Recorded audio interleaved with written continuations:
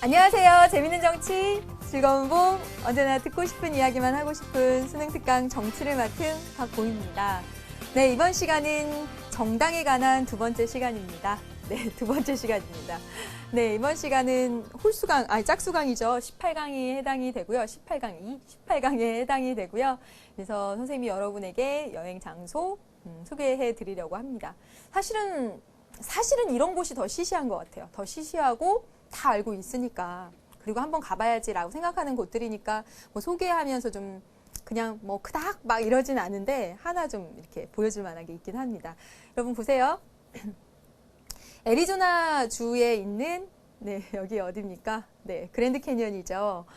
저는 이 구경했을 때는 몰랐는데 막 자료 찾아보니까 저 그랜드 캐니언이 20억 년이 됐대요. 20억 년. 네.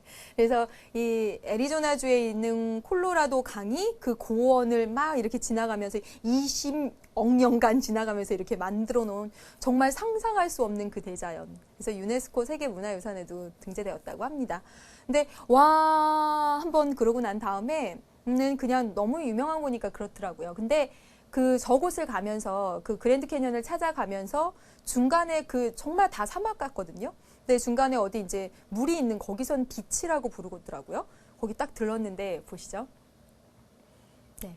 저는 저런 풍경이 참 좋더라고요. 그 사막 가운데 이제 물이 있고 그 가운데 여러분 점처럼 조그만 남녀가 보입니까?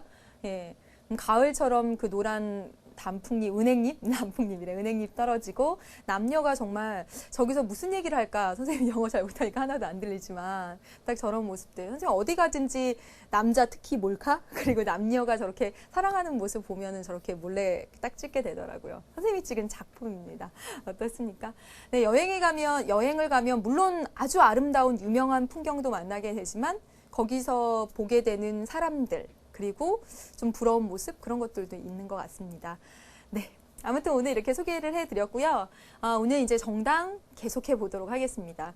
지난 시간에 사실은 정당의 거의 대부분을 이야기한 거라고 해도 과언이 아닙니다. 이번 시간에 남은 것이 우리나라의 정당에 대한 이야기가 남았지요. 그래서 우리나라에 대한 정당 이야기를 하기 전에 지난 시간에 했던 내용들을 조금 복습해 보면서 우리 교재 몇 페이지냐면 73페이지입니다. 73페이지, 72페이지, 73페이지에 있는 내용들을 빠른 속도로 확 이렇게 한번 훑어보도록 하겠습니다. 네, 그럼 보도록 하죠. 선거에 대한 부분들은 우리가 다시 심화 강의에서 보게 되지만 정당에 관한 이 부분은 지금 보면 이제 다시 볼 기회가 많지 않기 때문에 물론 시간 할애를 심화 강의에서 조금 해가지고 어려운 문제 몇 문제를 시점 문제를 풀 수도 있겠지만 그렇지만 여기 두 강 통해서 거의 정당은 마무리한다라는 생각으로 들어주시길 부탁드리겠습니다. 네, 보세요. 여러분 72페이지입니다. 그래서 정당의 특성부터 먼저 보도록 하면 특성에 사실 의미가 다 들어가 있습니다. 그리고 선생님이 정당법 2조를 가져다가 이 정당의 특성을 얘기를 했죠. 그래서 정권 획득을 목적으로 한다는 아주 가장 큰 특징이 있습니다. 그렇죠? 그 다음에 자신들의 행위에 대해서 정치적 책임을 진다는 또 아주 가장 큰 특징이 있고요. 이익집단이나 시민단체는 그렇지 않습니다. 그렇죠? 공익을 추구한다는 점에서 시민단체와 같지만 이익집단과는 다르죠. 구분되죠? 이익집단, 시민단체 다음 시간에 하겠지만 그 다음에 정부의 정책 결정에 영향력을 행사한다. 그래서 우리가 그 정치 과정 모형 그릴 때 넣는 거잖아요.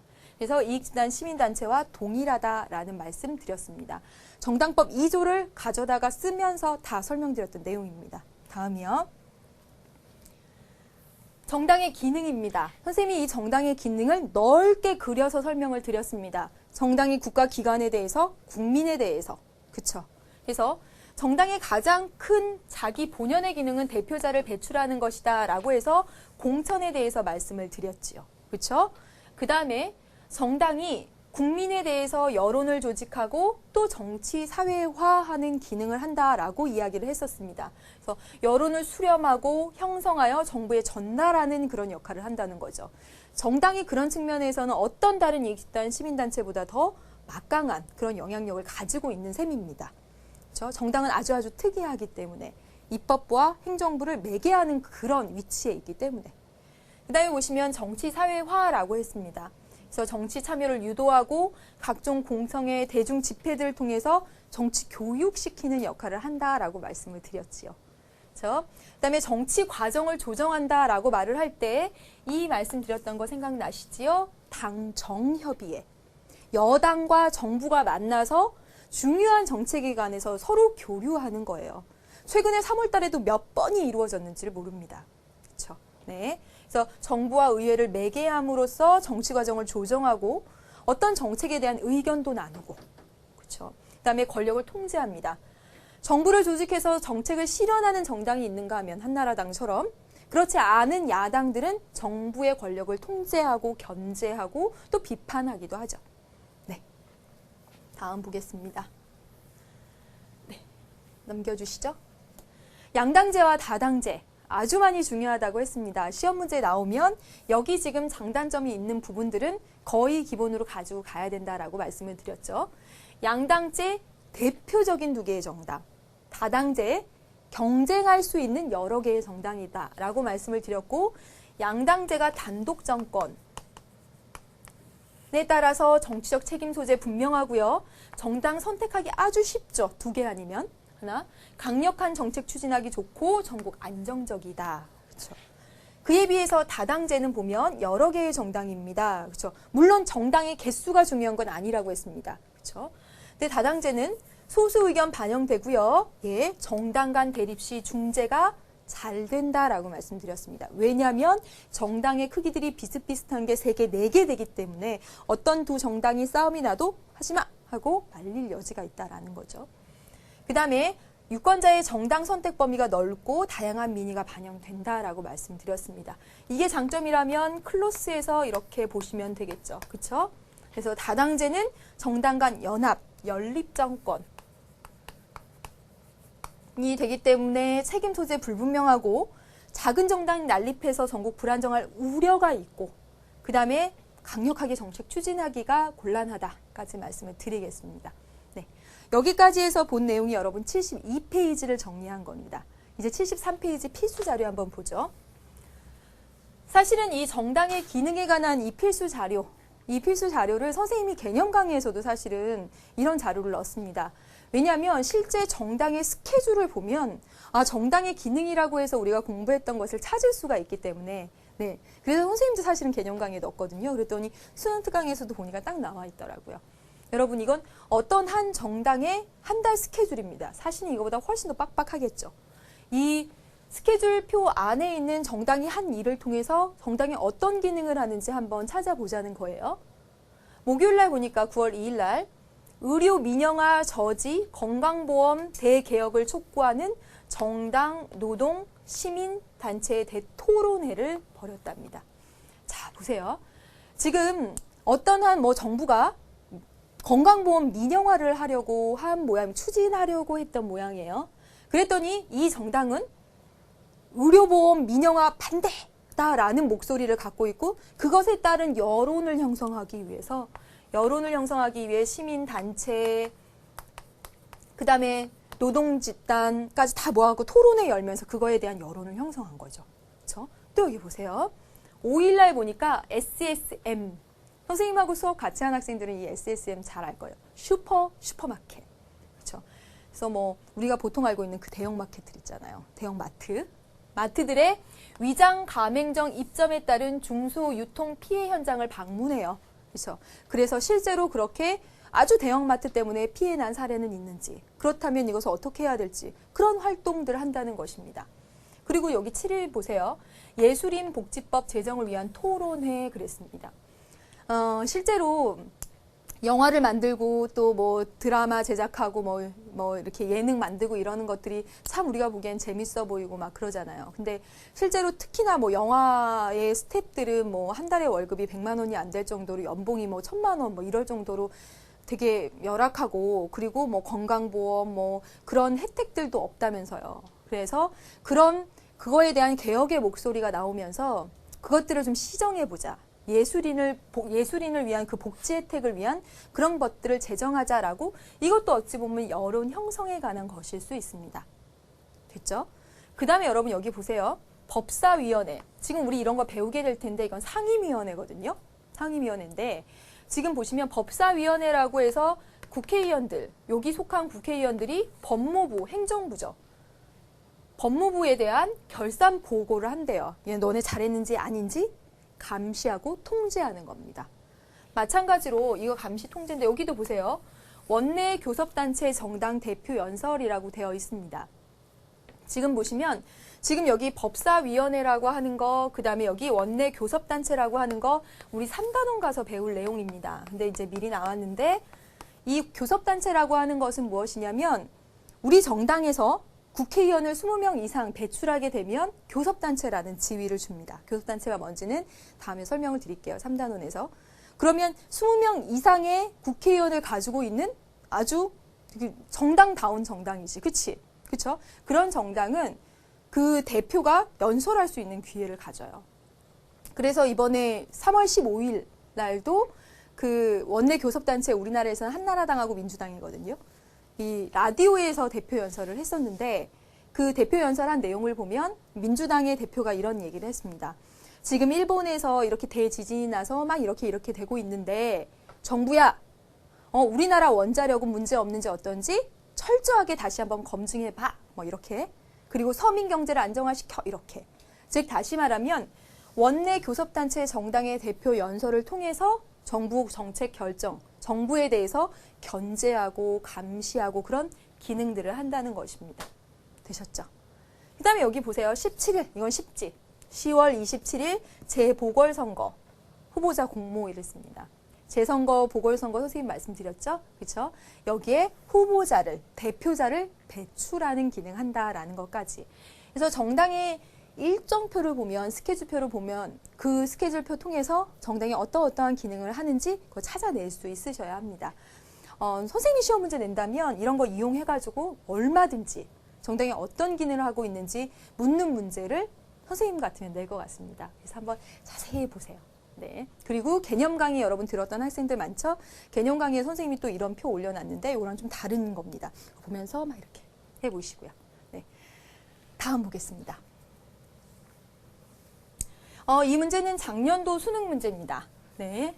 보시면 정당의 공천에 관한 이야기가 또 나와 있습니다. 그럼 볼게요. 가는 보면 정당은 선거에 출마 후보를 공천할 때는 실제 본선 경쟁력을 최우선으로 고려해야 한다. 왜냐하면 정당은 선거에서 승리하기 위해 결성된 집단이기 때문이다. 따라서 일반 유권자의 여론조사 결과를 최대한 반영해서 일반 유권자의 여론조사 결과를 반영하재요. 당원의 여부와 상관없이 당선 가능성에 초점을 맞춰서. 네, 여기다가. 그랬더니 나가 뭐라고 했냐면 일반 유권자 여론조사에 근거한 당선 가능성을 공천의 주요 기준으로 삼아 외부 사람을 영입하는 것은 다시 말하면 유명한 외부 사람들. 어머, 뭐 연예인 누구? 와, 그 유명한 사람. 무조건 이기려고. 그렇게 하는 것은 정당 정치의 후퇴를 의미한다. 왜냐하면 후보는 당에 대한 기여도가 높고 그 당의 정책의 대강, 정책을 실현할 수 있는 사람이어야 한다. 따라서 당원들의 의사를 수렴해서 그 당원 중에서 후보를 공천해야 된다라고 말하고 있습니다. 여기랑 여기랑 다르죠? 가에서는 이길 가능성이 가장 중요하다. 나에서는 당의 이념 실현이 우선이다라고 보고 있는 겁니다. 그럼 볼게요. 1번. 가는 정당 공천이 후보 이미지에 의해서 좌우될 수 있다는 점을 경계한다. 경계하는 건 나죠. 그렇죠? 그렇게 되면 안 된다라고 보는 건 나잖아요. 그 다음에 나는 정당 정치의 발전을 위해서는 정당의 정체성과 당원의 결성력이 중요하다는 점을 강조하고 있죠. 나는 외부인 영입해가지고 무조건 이기는 것보다는 정당 정치 발전을 위해서는 우리 정당의 이념, 색깔, 당원의 결속력 이런 것들이 중요하다라고 보는 것 2번이 정답이 되겠습니다. 3번 다시 확인해 볼게요. 가나 모두 당원에 의한 후보 선출의 중요성을 강조하고 있다. 여기서는 가에서는 유권자의 의사, 여론조사를 최대한 반영하라라고 그랬습니다. 아니죠? 가는 나보다 정당의 특정 정치 이념 실현하기 위해서 강조하는 거 나가 그렇죠. 그렇죠? 아니고요. 그 다음에 5번 나는 가보다 정당의 정권 정권 창출을 목적으로 설립된 단체라는 점을 강조한 건 가가 되죠. 당선 가능성이 가장 중요해. 이렇게 이야기하고 있으니까요. 여기까지 해서 지난 시간에 73페이지까지 내용을 살펴봤습니다. 이제 이번 시간에 여러분 74페이지로 넘어갑니다. 그렇죠? 물론 양당제와 다당제 지난 시간에 미리 했으니까 이제 정당 정치의 민주적 정당 정치의 세 번째, 우리나라의 정당 정치입니다. 의 정당 정치. 네, 우리나라의 정당 정치. 우리나라의 정당 정치 관련해서는 뭐 특징적인 거 하고 그 다음에 문제점 이렇게 살펴보도록 할게요. 먼저 이제 우리 헌법 속에 우리 정당에 대해서 어떻게 규정하고 있는지 살펴보면서 이야기를 해보도록 하겠습니다. 우리 헌법에 대한 내용들을 우리는 3단원에 가서 이제 자세히 배우게 되는데 그 중에서 헌법 전문에 이제 8조에 정당에 대한 이야기가 써 있습니다. 8조의 1, 2, 3, 4항에 걸쳐서. 그래서 이제 하나씩 좀 이야기를 해보면 이 헌법을 외우라는 소리가 아닙니다, 여러분. 네, 이제 어떻게 써 있냐면 우리 헌법 8조 1항에 보면 정당 설립의 자유가 있고 설립의 자유 그리고 우리나라 민주주의 국가니까 복수정당제를 채택하고 있다라고 써 있습니다. 정당 설립의 자유, 복수정당제. 여러분 생각해 보시면 지난 시간에 선생님이 정당법 2조를 가져다가 정당의 정당의 의미를 설명할 때 그렇게 했죠. 정당이라 하면 어쩌고 저쩌고 저쩌고 해서 국민이 자발적으로 조직한이라고 말씀을 드렸죠. 즉 국민이 자발적으로 어떤 요건을 충족시키면 정당을 누구든지 설립할 수 있다라는 얘기입니다. 정당 설립의 자유가 있고요. 그리고 복수정당제를 보장합니다. 선생님이 지난 시간 말미에도 말씀드렸는데 우리나라의 21개 현재 이건 2011년 3월 19일 현재입니다. 네. 지금 현재 21개의 정당이 있습니다. 21개요? 그러죠. 그렇죠. 여러분 아는 정당 해보세요. 그러면은 실제로 21개 정당 가운데 국회의원을 가지고 있는 정당은 반도 안 됩니다. 선생님이 알기로 8개인가요? 그래요. 그럼 나머지 10몇 개 정당들은 국회의원 없는 정당이라는 거죠. 국회의원을 없는 정당을 우리는 이렇게 얘기해요. 이런 거 안 외우셔도 됩니다. 원외의 정당이다라고 이야기를 합니다. 국회의원을 배출하지 못한 정당을. 그럼 국회의원을 배출한 정당을 원내의 정당이라고 하고요. 그래서 원내 교섭단체 대표연설하고 했던 거 기억나시죠? 원내라고 하는 건 국회의원을 가지고 있는 정당을 의미한다라는 거. 뭐 그냥 상식적으로 말씀드렸습니다. 그래서 이 복수정당제, 정당 설립의 자유가 있다라고 하는 이 8조 1항의 의미는 우리가 직접 정책 결정할 수 없죠. 국민이 모두 직접 정치에 직접 할 수 없죠. 그 대의제하에서 대의제를 채택할 수밖에 없는 상황에서 국민의 의사를 수렴하는 국민의 의사를 수렴하기 위함이다라는 것을 알 수가 있습니다. 되셨죠? 그 다음에 이제 2항을 한번 봐볼게요. 2항을 봐보면 어떻게 나와 있냐면 정당의 목적과 활동은 민주적이어야 한다. 민주적이어야 한다. 라고 나와 있고 또 이 정당 활동을 하기 위해서 좀 조직이 필요하다라고 나와 있습니다. 조직이, 하얀색으로 쓸까요? 네. 정당이 기본적으로 어떤 활동을 해 나가기 위해서 조직이 필요하다라고 되어 있습니다. 어떻게 생각하면 이 2항은 8조 2항은 이 정당 설립의 자유에 대한 한계일 수도 있습니다. 자, 보세요. 누구나 정당 설립할 수 있어 라고 1항에 써놓고 2항에 어떻게 해놨냐면 다만 그 목적이나 활동이 민주적이지 않으면 안 돼. 반드시 민주적이어야 돼. 그게 첫 번째 제한입니다. 제한. 두 번째는 조직이 있어야 돼. 그냥 저 본범당 만들래요. 저 혼자 등록해요. 그럼 우리나라의 정당 정말 셀 수도 없이 많고 선거관리위원회는 그 정당 관리하느라고 정말 미칠 거예요. 정말 너무너무 많아서 이 정당 설립의 즉 요건이라는 거죠. 이게. 그래서 실제로 어떻게 되어 있냐면요. 5개 시도에서 각각의 이 시도마다 1000명의 당원이 있어야 돼요. 1000명 이상의 당원을 확보하고 있어야지만 정당을 설립할 수가 있습니다. 그래서 만약에 선생님이 본범당하고 만들고 싶으면 네?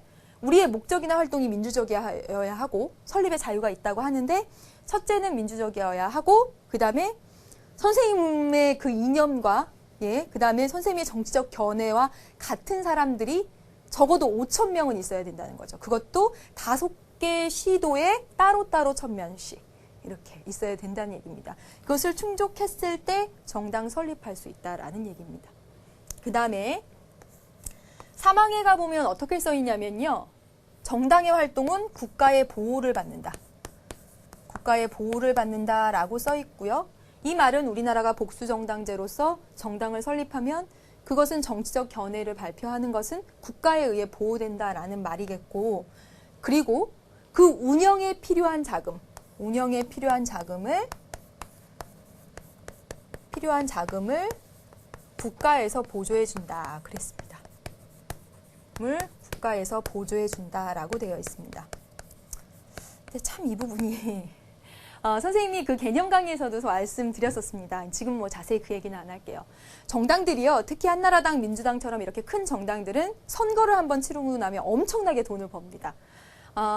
그 어떻게 해서 돈을 벌었는지는 개념 강의에서 말씀드렸으니까 다 생략하고 100억 원 이상씩을 벌었습니다. 한나라당하고 민주당이. 그래서 이런 말들도 있어요. 뭐냐면 선거철에 열심히 돈을 모아놨다가 선거가 없을 때 정당 운영자금으로 써야 된다라는 정도로. 왜냐하면 여러분 선거를 공부할 때 말씀을 드렸죠. 선거 공영제를 하고 있기 때문에 우리나라.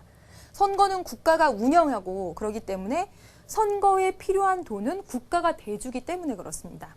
근데 이제 해보니까 정당이 실제로 쓴 돈보다 국가가 보조해 둔 돈이 더 많은 거죠. 그러니까 정당들이 선거가 끝나고 나면 돈이 많이 남아요. 100억 이상씩. 그런데 그거로 끝나는 것이 아니라 이렇게 정당 운영에 필요한 자금을 국가에서 지원받습니다. 국고보조금이라고 해서. 그래서 1년에 4번 줘요. 1년에 4번. 그래서 여러분 이거 들어봤죠? 1사분기, 2사분기, 3사분기, 4사분기 들어보셨나요? 네, 그게 어떻게 석 달씩 자르는 거예요. 1, 2, 3월이 1사분기, 4, 5, 6, 7, 8, 9, 10, 11, 12 이렇게 그래서 4번 해가지고 4번마다 한 번씩 국가에서 정당에게 돈을 줍니다. 국고보조금을. 그래서 실제로 여러분 2월 15일 날 우리 선거관리위원회가 정당들한테 국고보조금을 나눠줬어요. 근데 여러분 국고보조금 얼마인 줄 아세요? 이번에 나눠준 거? 83억 원입니다. 이 83억 원은 다 우리 세금이죠. 그렇죠? 그거 가져다가 정말 정당들이 잘 운영하고 막 이래야 될 텐데 근데 이 83억 원을 나누는 기준은 어떻게 나누냐면 이 83억 원의 딱 절반을 딱 가져다가 20석 이상의 정당을 가진 사람한테 가진 정당한테 예, 똑같이 이렇게 나눠줍니다. 그러니까 다시 말하면 83억 원의 반을 한나라당하고 민주당이 반반씩 가져갔겠죠. 그리고 나서 나머지 반을 가져다가는 어떻게 하냐면 5석에서 20석 있는 정당은 뭐 5%, 그 다음에 5석 미만 있는 정당은 2%, 그리고 또 나머지 돈을 가져다가 득표율, 뭐 의석수 기준으로, 그 다음에 최근 선거에서 득표율 기준으로, 여러분은 지금 잘 무슨 말인지 모르시죠? 선생님은 다 아는데. 아무튼지 간에 그런 정당이 각각 그 위상이나 차지하고 있는 크기 그런 것에 비례해서 이 국고보조금을 나눠준다는 것입니다. 그래서 이번에 한나라당은 2월 15일 날 33억의 국고보조금을 받았고 민주당은 28억 원의 국고보조금을 받았습니다. 그렇죠? 근데 가장 적게 받은 정당, 9개 정당이 받았거든요. 선생님 모두 정당 몇 개 있다 그랬어요? 21개 정당이 있는데 그중에서 9개 정당이 국고보조금을 받았는데 가장 적게 받은 정당 얼마나 받았을까요? 지금 한나라당 33, 28. 가장 적게 받은 정당 400만 원 받은 정당이 있습니다. 네, 아무튼 그렇게 해서 지금 왜 이렇게 국고보조금을 나눠주게 되냐면 이렇게 헌법에 그 근거가 있기 때문입니다. 이해되시죠? 그렇죠? 그다음에 이제 네 번째입니다. 네 번째 보겠습니다. 네 번째가 아니죠. 우리 헌법 8조 4항에 보면 이렇게 나와 있습니다. 뭐라고 나와 있냐면 봐요. 분명히 정당의 활동이 민주적이어야 된다고 했습니다. 근데 정당의 활동이 민주적이지 않을 때 가령 예를 들어서 말도 안 되는 뭐 진짜 다른 우리나라의 그 이념, 민주주의와 어긋나는 그런 것을 뭐 신봉한다던가 했을 때 정당의 활동이나 목적이 민주적이지 못할 때는 정부가 제소해서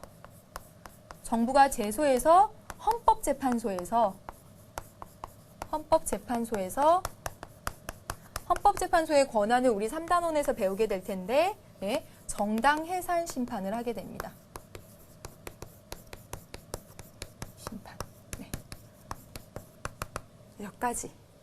그래서 정당의 활동이 민주적이지 못하면 헌법재판소에서 정당 해산을 할 수 있다. 실제로 노무현 대통령 탄핵 소추가 일어났을 때 그때 정부 측에서는 정부의 제소죠. 그 노무현 정부 측에서는 그 탄핵을 소추한 그 정당을 민주적 활동에 어긋난다고 정당 해산 심판을 제소할까 말까 어쨌든 했었습니다. 무슨 말인지 이해되시죠? 예. 실제로 정당 해산 심판을 한 적은 없었다고 해요. 우리나라 역사상. 그런데 아무튼 정당의 목적이나 활동이 민주적이지 못할 때 정부의 제소로 예, 정당 해산 심판을 할 수 있다라고. 예. 헌법재판소의 권한입니다. 되셨죠? 여기까지 우리 헌법 제8조에 나와 있는 내용들 통해서 우리나라의 정당에 대한 이야기를 전반적으로 해보았습니다. 되셨나요, 여러분? 네. 이제 남은 것은 우리 정당 정치의 문제점입니다. 네, 잠깐 쉬어가겠습니다.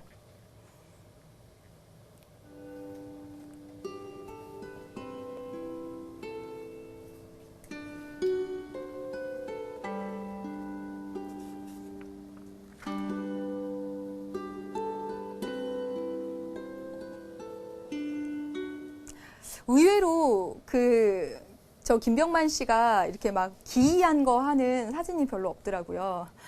근데 너무 재밌다고 말하기는 못하지만 그렇지 않나요? 어제였나요? 어쨌든 이번 주에 나온 거는 새총의 달인이었어요. 그래서 참새 김병만 씨 이렇게 나왔던데 정말 누구도 하지 못하는 거를 정말 저렇게 노력해서 여러분 그 수족관 안에서 정말 라면 먹는 거 보셨어요? 아 정말 저는 대단하다고 진짜 혀를 내둘렀습니다. 사다리로 걷는 거, 뭐 말할 수 느끼함의 달인 해가지고 막 참기름 막 마시는 거 할 것 없이 처음에는 저 김병만 씨가 그 연예대상에 후보로 올랐을 때 그게 무게감이 다르잖아요. 강호동, 유재석 뭐 이런 분들하고 무게감이 다른데 저분이 어떻게 올랐지 했었는데 정말 두고두고 생각해 볼수록 그럴만하다라는 생각이 막 듭니다. 그렇죠? 그래서 대단한 것 같고요. 네. 우리나라 정당에 대한 이야기를 하고 있습니다. 그러면서 헌법 8조를 가져다가 한 조항 한 조항 뜯어보면서 우리나라 상황하고 연결시켜서 이야기를 하고 있습니다. 재밌는 시간 되고 있는 거 맞죠? 이제 우리나라 정당 정치의 문제점에 대해서 이야기를 하겠습니다. 조금은 어둡고 조금은 그런 얘기들을 계속 진행해 나가고 있는 것 같아요. 네. 여러분이 이제 바꾸십시오. 많이요. 네. 네. 2번 문제점.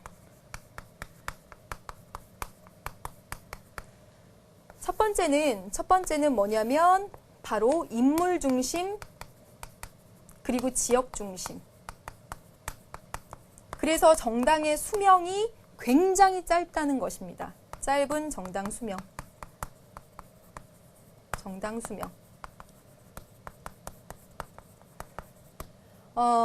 실제로 보면요. 여러분은 삼김 시대라고 그런 거 잘 모르시죠? 지금 보면. 어떤 일이 있었냐면 13대 대통령으로 민정당의 노태우 대통령이 뽑혔고, 네, 여러분 잘 모르시죠, 그렇죠?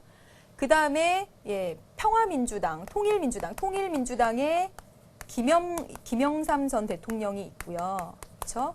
그 다음에 평화민주당의 돌아가신 김대중 대통령, 뭐 여러분 이건 필기 안 하셔도 되는 거니까. 그리고 공화당의 김종필 전 총리죠. 네, 이렇게 있습니다. 그래서 이분들 김영삼, 김대중, 김종필 이 세 분이 정말 우리나라 정치에 정말 막강한 영향력을 행사해서 뭐 삼김시대라는 말도 했습니다. 그만큼 폐해도 있고 그만큼 정말 많은 공헌도 했겠죠. 그렇죠? 어떤 현상이든지 장단점이 있으니까. 그렇죠? 이런 인물 중심으로 이루어졌다는 겁니다. 13대 대통령 선거에서 이렇게 네 분이 나갔고 대통령에 당선된 사람은 민정당의 노태우 후보였습니다. 이 후보가 당선이 되고 난 다음에 어떻게 했냐면 통일민주당의 김영삼 후보와 당시에 이제 여기 대표와 그다음에 공화당의 김종필 대표와 이렇게 해가지고 3당 합당이 이루어졌습니다. 3당 합당이 이루어지니까 어떠냐면 이 통일민주당하고 공화당이 없어지는 거죠. 그렇죠? 자, 보세요. 정당이라고 하는 게 어떤 인물 중심으로 해서 그 인물이 그 정당을 떠나서 혹은 이렇게 합당을 해버리고 이렇게 되면 정당이 온데간데 사라져버리는 거예요. 이건 미국의 민주당이나 공화당하고 생각해보면 정말 상상할 수 없는 일이죠. 미국의 민주당은 1792년인가요? 그때 생겨서 지금까지. 공화당은 1854년 생겨서 지금까지. 1854년, 50몇 년. 예, 그렇습니다. 다시 말하면 어떤 정당이 정책이나 이런 걸 가지고 쭉 오는 것이 다른 나라에서 보여지는 것이라면 우리나라에서만 보면 정말 정말 대단한 이 분들에 의해서 그 인물 중심으로 정당이 끊임없이 생기고 없어지고를 반복했고 이분들은 각각 뭐 경상도, 전라도, 충청도라는 그 지역을 기반으로 해서 그랬던 우리나라 정당 정치의 역사가 있습니다. 그래서 실제로 지금 현존하는 21개의 정당 중에 10년이 넘은 정당은 선생님이 알기로 한나라당밖에 없다고 알아요. 예. 뭐 10년도 사실은 짧은 건데 그러면 다 10년도 안 된 정당들이라는 거죠. 그렇죠? 그래서 짧은 정당 수명. 그러면 이거 어떻게 바꿔야 될 것인가? 바로 정책 중심의 정당으로 바꿔야 되겠죠.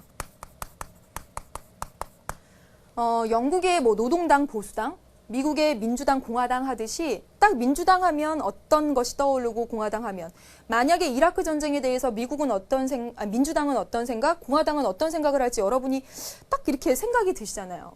다시 말하면 뭐냐면 민주당의 그 정책 색깔, 이념, 그 다음에 공화당의 이념과 정책 그 노선 그런 것들이 이게 그 상태로 계속 이어져 오잖아요. 계속. 그래서 사람이 변하건 간에 계속 이어져 오는 그런 식으로 변해야 된다는 것입니다. 그렇죠? 두 번째는 당내 비민주주의입니다. 근데 이런 건 정말 많이 해소가 되고 있어요. 사실상 지금 말하는 것들은 뭐 선생님 어렸을 적에 정말 심했던 거지 지금은요. 당내 비민주주의. 물론 뭐 작년 말에 나왔던 그 드라마 고현정, 권상우, 차인표 씨 나왔던 그 드라마 대물 같은 거 보면 여전히 그런 거 있긴 한 것 같지만 많이 해소가 된 것 같습니다. 그 정당 수뇌부 이게 우두머리수 이뇌할 때 수뇌부 중심으로 어떤 정책 결정이 되고 있는 그런 문제점들이 있죠. 특히 예전에 정말 그 막강한 영향력을 가진 그 정치인들을 중심으로 해서 뭐 가신 그룹이다라고 해서 뭐 신화처럼 막 이렇게 돼가지고 그룹 편성해서 막 영향력을 행사하고 그랬었던 시절도 있습니다. 물론 지금은 그렇지가 않습니다. 아무튼 이제 당내 이 비민주주의는 당내 민주주의, 즉 상향식 의사결정 구조로 바뀌어야 되겠죠. 상향식이 민주적이다라고 말씀드렸죠. 의사결정 구조로 바뀌어야 합니다. 그래서 여러분 뭐 실제로 보면 그 공천도 그래서 바뀐 것이잖아요. 공천도. 예전에 정말 밀실 공천이다라고 말을 했어요. 그 뭐 당 대표와 몇몇 사람들이 탁탁탁 점 찍어서 공천하고 그랬는데 지금은 뭐 그런 일은 있을 수도 없죠. 그렇죠? 그 다음에 교차 투표를 말씀드리겠습니다. 교차 투표. 이 교차 투표가 뭐냐면 크로스 보팅이라고 말을 하기도 하거든요. 즉 크로스에서 투표한다라는 건데 1999년의 사례를 가지고 말씀을 드릴게요. 1999년에 당시의 여당은 중선거구제로 바꾸고 싶어 했어요. 중선거구제. 그다음에 야당은 소선거구제를 그냥 현재 지금 있는 소선거구제 그대로 유지하자는 게 그 여당과 야당의 당론이었습니다. 당론. 실제로 국회의원들이 그 어떤 정당에 속해서 그 정당의 이름을 달고 당선이 돼서 국회의원 활동을 하게 되면 이 당론을 어기는 것이 굉장히 사실은 막 거역하면 뭐 난리 나는 것처럼 사실 그렇게 됩니다. 그래서 여당의 당의 전체 의견이 중선거구제로의 변경에 찬성이라면 그러면 이 여당 소속 국회의원들은 이걸 거의 따라야 된다는 거죠. 그래서 뭐 하나 두 표의 반대표가 나오면 뭐 이탈표가 발생했다는 둥 막 그러면서 신문 기사로 나올 정도입니다. 근데 이제 당시에 어떻게 했었냐면 이 여당에서 이번에 이 중선거구제로 개편하고 소선거구제 유지할지 뭐 개편할지에 대해서 크로스 보팅 교차 투표를 허용하겠다. 그렇게 하자라고 제안을 했었습니다. 그 이유가 뭐냐면 사실 이것도 정치적인 고도의 이제 계산이 담긴 건데, 왜냐하면 교차 투표를 하게 되면 물론 여기 여당에 있는 어떤 의원들은 자기의 소신에 따라서 소선거구제로 돌아서는 애들도 있겠지만 분명히 여기 야당에 있는 애들 중에도 중선거구제 좋아해서 여기로 넘어올 애들이 더 많다라고 생각을 한 거죠. 그래서 교차 투표 제한하는 그런 경우도 있었습니다. 최근에는 민주당에서 감사원장 임명 동의안,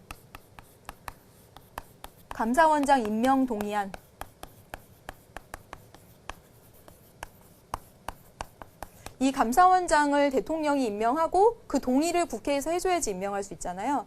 그거에 대해서 민주당이 감사원장 임명 동의안을 처리할 때 교차투표, 소신투표하라라고 말을 했습니다. 그래서 이 교차투표하고 소신투표하게 되면 정말 뭐 당론을 떠나서 국익을 위한 결정, 그쵸? 국익을 위한 결정, 반대를 위한 반대 이런 것이 아니라 국익을 위한 결정, 소신 있는 결정을 할 수 있다는 그런 장점이 있겠죠. 그렇죠? 그다음에 세 번째는 정당의 그 자금의 문제였습니다.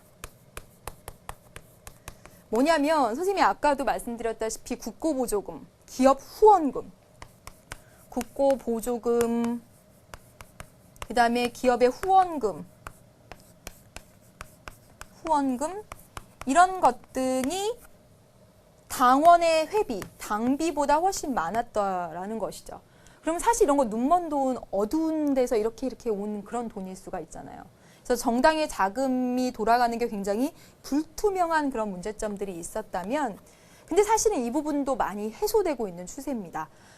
실제로 이게 당원 당비에 의해서 선생님이 이제 저번에 알기로는 우리나라에서 당비 내는 그 비율이 한 5% 정도밖에 안 된다라고 봤었는데, 또 최근에 기사를 보니까 2007년부터 해가지고 이 당비 비중이 많이 올라가고 있대요. 그래서 선진국형 정당 구조로 가고 있다, 뭐 이런 기사도 보고, 뭐 내용, 뭐 그런 글들도 보고 그랬습니다.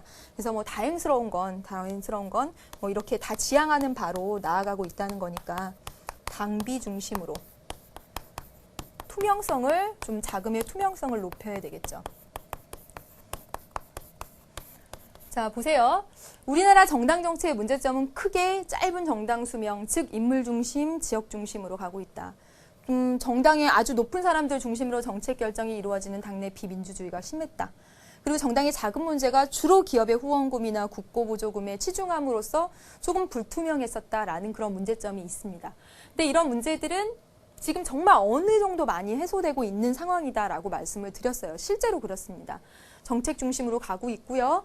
그 다음에 상향식 의사결정 구조 공천에 있어서 보여주고 있습니다. 현재 정당들이. 그리고 교차투표. 그렇죠? 그래서 소신, 국익을 고려한 투표를 당론을 떠나서 할 수 있게끔 하는.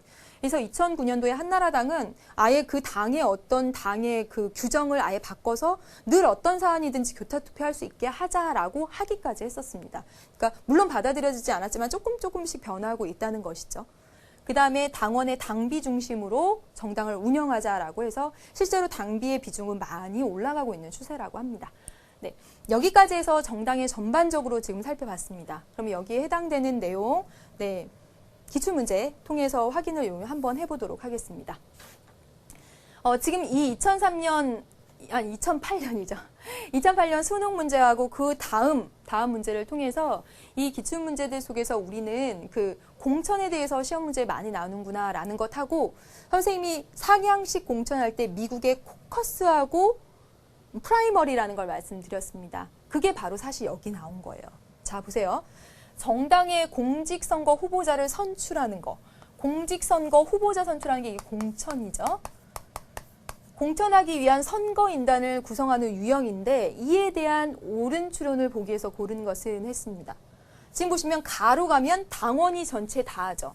당원이 후보를 뽑아요.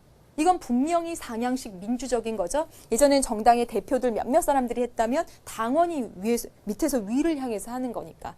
두 개 다 상향식인데 이 가에 보면 당원이 주로 하는 이게 코커스 방식입니다. 코커스, 당원 대회 방식.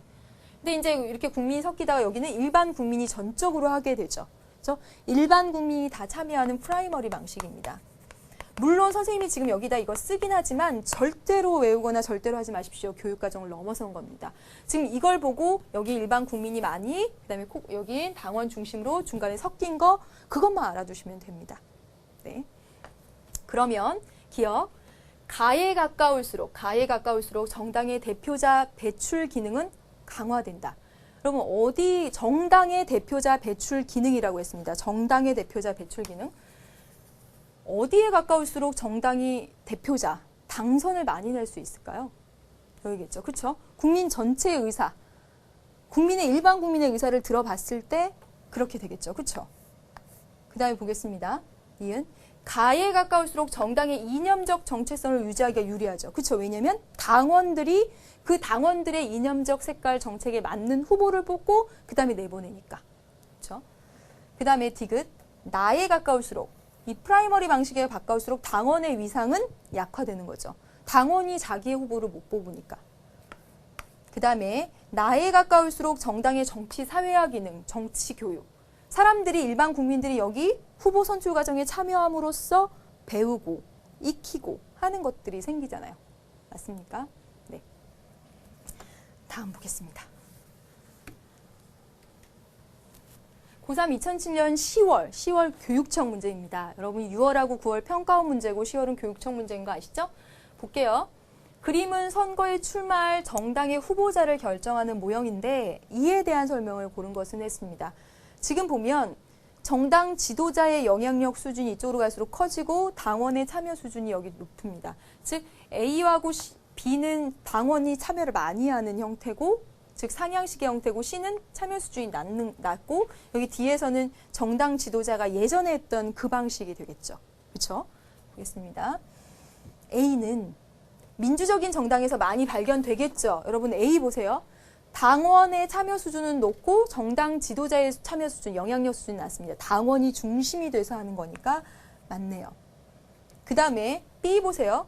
당원의 참여 수준도 높고 정당 지도자의 영향력 수준도 높은 B는 정당 지방 조직의 역할이 미미하다.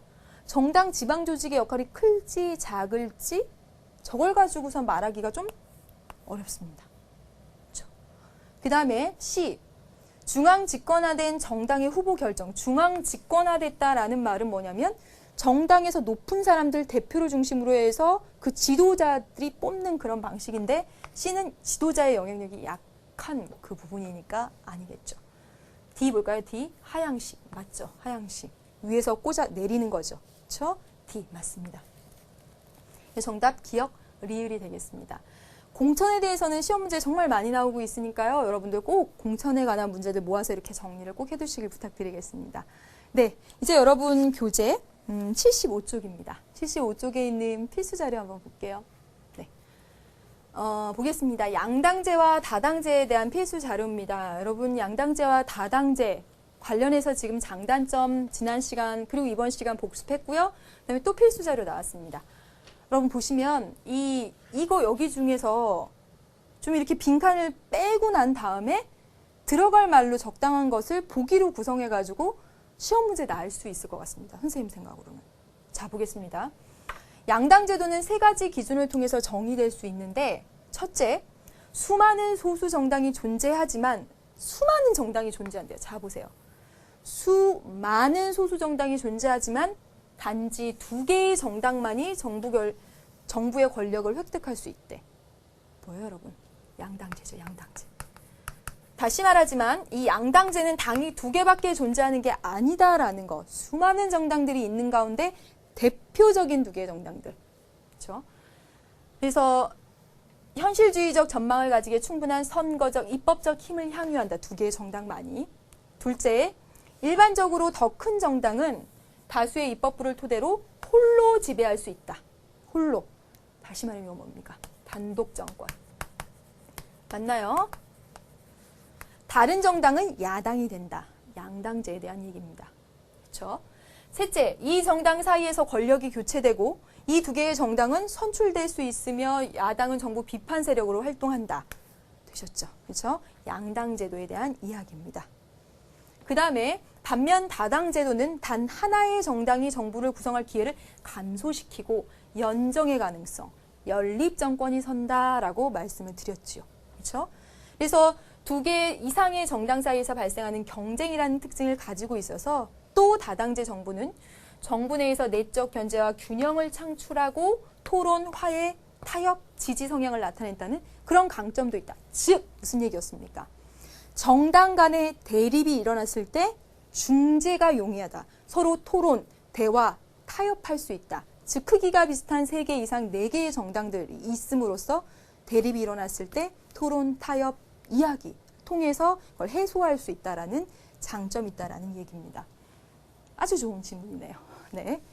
이제 거기 나와 있는 기출문제 한번 보도록 하겠습니다. 마지막으로 보면 될 것 같아요. 가나다에 해당하는 내용을 보기 위해서 옳게 추론한 것은 했습니다. 가볼게요. 정당은 그 당원 수가 몇 명인지, 활동 내역이 어떤지, 그의 연도의 정책 추진 내용과 추진 결과, 다음 연도의 계획을 선거관리위원회에다가 보고해야 한답니다. 이것의 목적은 무엇일까요, 여러분? 정당 활동의 자유? 아니지. 그렇죠? 정당 내에서 민주주의? 아니죠. 그럼 이거. 정당 운영의 투명성과 책임성을 확보하기 위해서. 어때요? 디귿이 가장 적절하죠. 그렇죠? 그 다음에 보겠습니다. 정당이 당의 정책이나 정치적 현안에 대한 입장을 홍보하는 행위와 당원을 모집하기 위한 활동이 보장되어야 한다. 당을 홍보하고 당원을 모집하기 위한 활동을 보장해줘야 된다. 이건 아까 갔으니까 정당 활동의 자유보장? 어때요? 이게 목적이죠. 그렇죠? 네, 정당 내 민주주의 뭐 이런 거 아니고 있고. 네, 보겠습니다. 이제 이것도 지워졌고요. 정당이 국회의원 선거에 참여하여 의석을 얻지 못하고 정당이 국회의원 선거에 참여했는데 의석을 얻지 못하고 유효 투표 총수의 100분의 2 이상을 다시 말하면 2%입니다. 2% 이상을 득표하지 못할 때에는 선거관리위원회는 그 등록을 취소합니다. 그래서 실제로 1992년인가요? 민중당이라고 있습니다. 이 민중당은 2%를 못 차지해서 해산이 되었습니다. 근데 이 민중당이 굉장히 조그만 정당임에는 맞지만 거기에 있었던 분들은 좀 유명하신 분들이 많습니다. 그래서 우리 지금 현재 경기도지사 되시는 분, 그분도 민중당 후보로 나왔었다가 2%의 지지도 받지 못해서 그 정당이 해산되면서 많은 정치적인 생각을 하셨다고 하네요. 그때 당시에. 왜 이렇게 지지를 얻지 못했을까 하는 그런 부분에 있어서. 자, 보세요.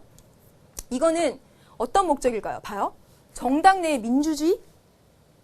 보세요. 정당 존립을 위한 기본적인 국민의 지지라는 리을이 맞겠죠.